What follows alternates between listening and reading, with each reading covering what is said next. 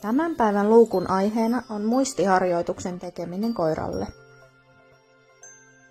Jätetään aluksi koiralle dami lenkkipolun varteen ja kävellään sopivan matkan päähän.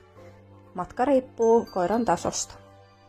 Myös kokeneilla koirilla on hyvä tehdä lyhyitä matkoja, jotta luottamus ohjaajaan säilyy. Kun tämä harjoitus sujuu, voit myös vaikeuttaa harjoitusta eri tavoilla.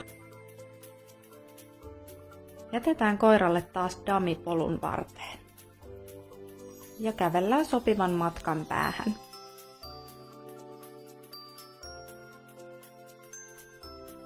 Sitten koiralle heitetään toinen dami, jonka se saa hakea välittömästi. Tämän jälkeen koira saa hakea aikaisemmin jätetyn muistin.